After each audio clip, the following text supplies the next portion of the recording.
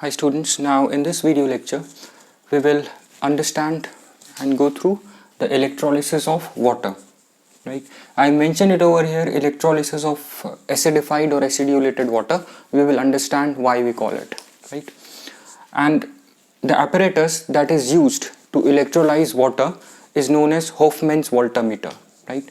This apparatus, Hofmann's voltameter, was invented by August Wilhelm von Hofmann, right, for electrolyzing water in 1866, right. So this apparatus is named after August Wilhelm von Hofmann, right, who invented it. And if you look at this apparatus, and one more thing, this experiment was first done by Sir Humphrey Davis, right. And if you look at this diagram, it consists of three connected upright cylinders, right? These three cylinders, 1, 2, 3, consist of three upright cylinders, right? All these cylinders are connected, right? And there is a middle cylinder, right, which is open at the top, right? From here we add, since we are doing electrolysis of water, from top we add water and sulfuric acid, right? We'll see why we add sulfuric acid to it, right? So let's jot down some important points. This was invented by August Wilhelm von Hofmann in 1866, right, for electrolyzing water.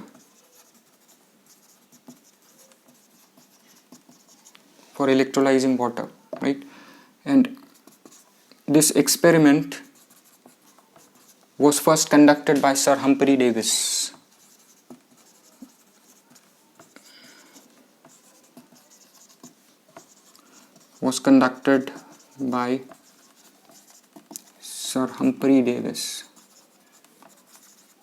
These two information you may not find in your books, and even the description of these cylinders, right? So just for your information, this is good to know information, right? And we call it a Hofmann's voltameter, right? This is important. And now, since we are using this apparatus, this is used to electrolyze water, right? And we know from our previous chapters that water is a weak electrolyte and is a poor conductor of electricity, right? Why it's a poor conductor of electricity? One thing we know, that for anything to be a good conductor of electricity, for it to be able to conduct electricity, it should contain ions. It should contain good number of ions, right? And we know that water is a weak electrolyte, right? And it feebly ionizes. It ionizes to a very less extent, right? Due to which it contains very less number of ions, hydrogen and hydroxyl ions, right? If we look at the ionization of water, it contains hydrogen ions plus hydroxyl ions, right? Very few ions, right? Due to which water is poor conductor of electricity.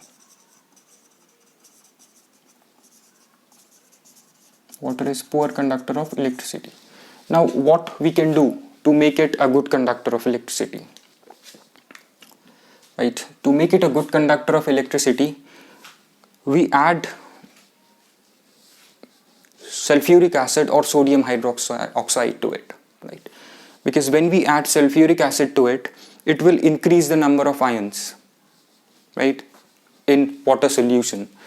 That is because sulfuric acid will also ionize to give you hydrogen ions and sulfate ions, right? And water also has hydrogen ions and hydroxyl ions.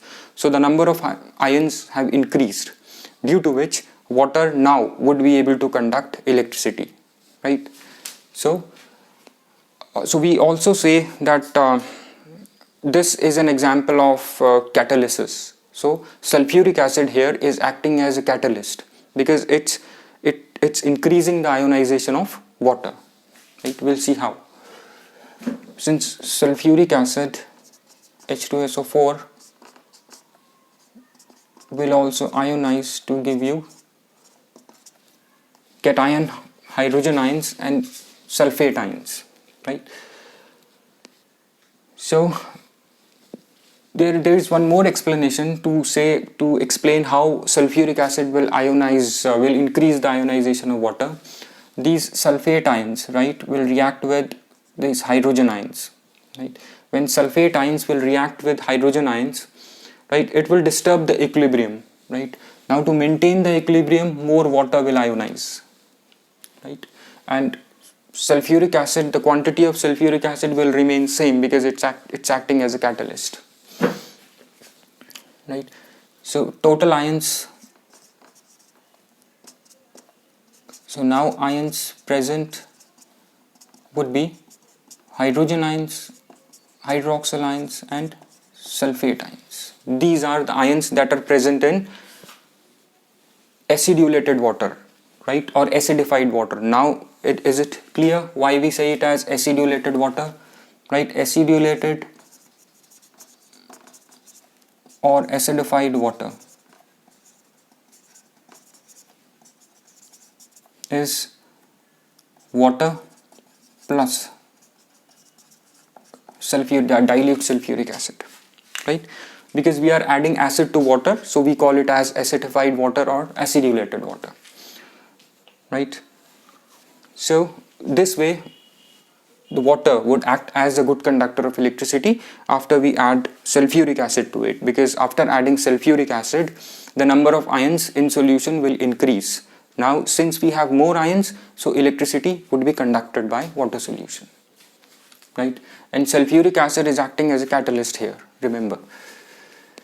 Now if you look at this diagram again, this middle upright cylinder, right, is open at the top. So from the top we will add sulfuric acid and water into this Hofmann's voltmeter, right? And if you look at the bottom, you have these two platinum foils, right? These platinum foils are these cathode, and these are cathode and anode wires, right, or thin plates which are made up of platinum foils. So in this Hofmann's voltmeter, electrodes, that is anode and cathode, is made up of platinum foils, right? Now when electric current, since what we are trying to achieve here is, first we'll write that we would be decomposing water into hydrogen plus oxygen, right? So this we are trying to achieve this with the help of electric current. I mentioned EC means electric current, right? So now we'll see how we can obtain hydrogen and oxygen from water, how we can decompose water into hydrogen and oxygen gases, right, using this Hofmann's voltmeter. So this is an arrangement to electrolyze water, that is to dissociate water or decompose water into hydrogen and oxygen. Now we'll see how we'll achieve using electricity or using electrolysis this. So now when electricity is passed through this Hofmann's voltmeter, right, after say 20 minutes, right, when electricity is passed, after some time you will observe hydrogen gas which is formed, right, at cathode, right, and oxygen gas is formed at anode, right? So basically we get two gases, one at cathode and one at anode, and the gas which is obtained at cathode, right, will burn with a pop sound, right, which proves it to be hydrogen, and the gas which is obtained at anode will glowing splinter, it will glow a burning splinter, right, which is a test for oxygen, right? So the gas as anode will glow a burning splinter which proves it to be oxygen, and the gas at cathode will burn with a squeaky pop sound which proves it to be hydrogen, right? and after say 20 minutes you will observe that the volume of gas in this cylinder is twice compared to the volume of gas at this cylinder, right? So we'll just take this down. After current is passed through Hofmann's voltmeter,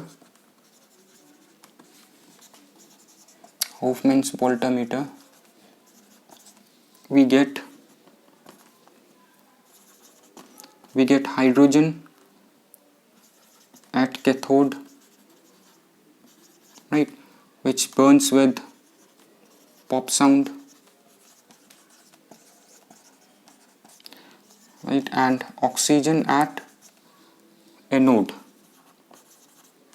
right, it glows a burning splinter,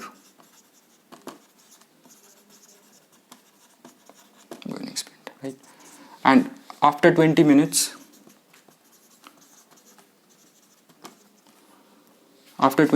you will observe that volume of gas collected in this, volume of hydrogen, is twice that of oxygen. This we will see how. Why is the volume of hydrogen twice that of oxygen?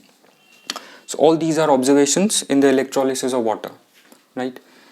And electrolysis of water is also an example of catalysis, because sulfuric acid that we are adding to it acts as a catalyst and will help in increasing the ionization of water, right? And this means the electrolysis of water is an example of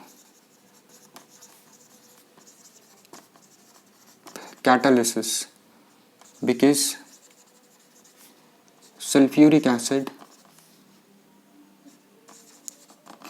catalyzes the ionization of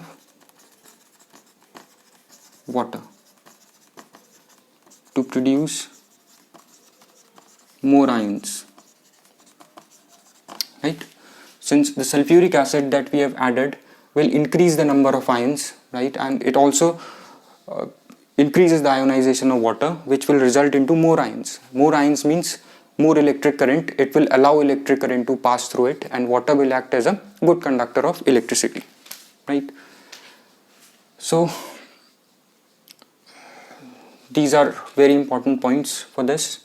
Now we'll just look at, and here remember that the cathode and anode are made up of platinum foils, which is an inert electrode, right? So this is an inert material,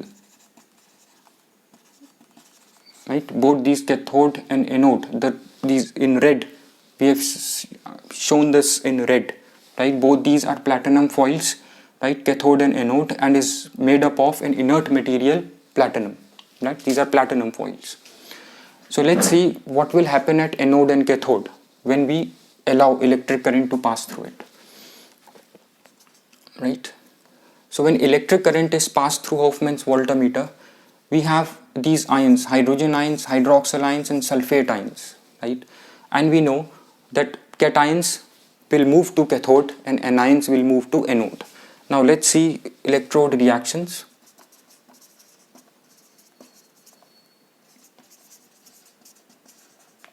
Electrode reactions, right, at cathode.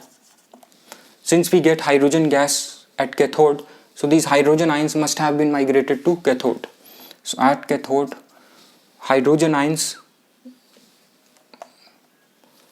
at cathode, hydrogen ions will migrate and undergo reduction. Reduction means gain of electrons. Undergo reduction, forming neutral hydrogen atom, right? So hydrogen ion will migrate to cathode, right, gaining an electron, forming hydrogen atom. Similarly, one more hydrogen atom one more hydrogen ion will migrate to cathode, undergo reduction, gain of electrons, form hydrogen atom. These two hydrogen atoms will combine to give you hydrogen gas, right? Now this hydrogen gas is obtained at cathode, right? This hydrogen gas is obtained at cathode. So now we know how we get oxygen at cathode. Now at anode,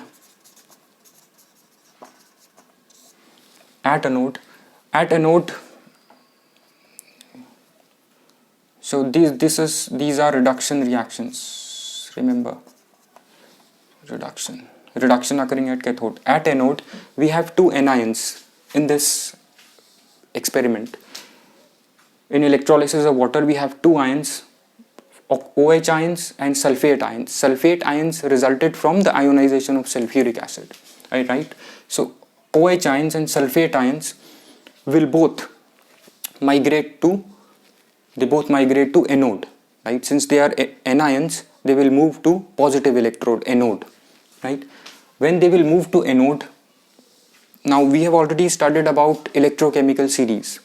When we have more than one ion migrating to an electrode, right, which one will react, right? Which one will undergo oxidation or reduction to give you product? The one which is lower in the series. We have already done this, right? So if you look at the electrochemical series of, so these are two anions which will migrate to anode. From here, if you see OH and sulfate ions, sulfate is at the top, OH is at the bottom. Since the one which is at the bottom will react at, when both will reach at anode, the one which is lower in the series will react, right, will undergo. So at anode oxidation occurs, right? So it will, this OH ions will undergo oxidation, right, will lose electrons and will form product oxygen at anode. So we'll just quickly look at this. At anode, OH ions and sulfate ions both will migrate, right? But OH ions will discharge in preference to sulfate ions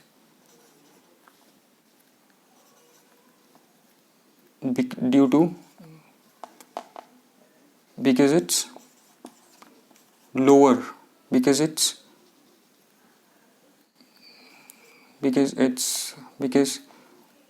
it lies at bottom,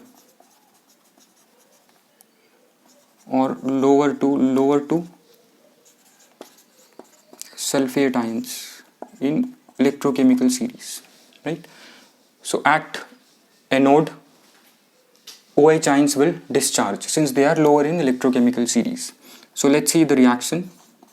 OH ions will migrate to anode, right, will undergo oxidation, that is, it will lose electron to form OH, right? Similarly, one more OH will go there, it will lose electrons to form OH, right? So both these OH will form one water molecule and one oxygen atom, right? Since we just have one oxygen atom, so two more OH ions, similarly like here, two more, I'm sorry, there is no negative, two more hydroxyl ions will migrate to anode, will lose 2 electrons, right, and will form, it will form 4, it will form 2 OH, right? 2 OH will migrate to anode, will lose 2 electrons and form, these will lose 2 electrons and will form 2 OH ions. 2 OH ions will combine to give you water and oxygen, right? So 2 OH ions produced one oxygen atom here, and two OH ions produced one oxygen atom here, right? So just look at this reaction properly, because this is little typical. So 4 OH ions, right, will lose 4 electrons, right? If you count the total electrons, since one OH is losing 1 electron to produce this neutral OH, so 4 OH ions will lose 4 electrons to form 2 water molecules plus 1 oxygen molecule, right?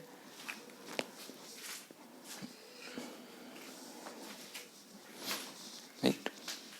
4 OH ions, since one, I'll just summarize again. OH and sulfate ions will both migrate to anode. Since OH ion is at the bottom, so OH will react at anode, right? React means it will undergo oxidation, will lose 1 electron and will form OH ion. So 2 OH ion will combine to give you one oxygen atom and 1 water molecule, right? So we have just 1 oxygen atom. If we get 1 more oxygen atom, it will form oxygen gas, since we are getting oxygen at anode. And this is the reaction how we get oxygen at anode. So 4 in total, when 2 more OH ions will oxidize at anode to give water molecule and oxygen atom, then both these oxygen atoms will combine to give you oxygen gas. And in total, we have 4 OH ions that are losing 4 electrons to give you 2 water molecules and 1 oxygen atom. So oxygen molecule. So one oxygen molecule is obtained from 4 OH ions, right, by losing 4 electrons, right? And if you remember, if you just recall what we have done, what we have studied in the previous lecture on electrolysis, that electrons lost would always be equal to electrons gain in the process of electrolysis. So since 4 electrons are lost here, these electrons would not be stored anywhere in the electrical circuit, right? So these 4 electrons must be gained, right, by some other ion, right? We have hydrogen ions only here, so these 4 electrons must be gained by some other hydrogen ions, right, so that all these electrons can get consumed. And since we have lost these 4 electrons, so the 4 electrons must be gained by some other positive ion, which is hydrogen ion, right, to form hydrogen gas. So let's see this, how it occurs.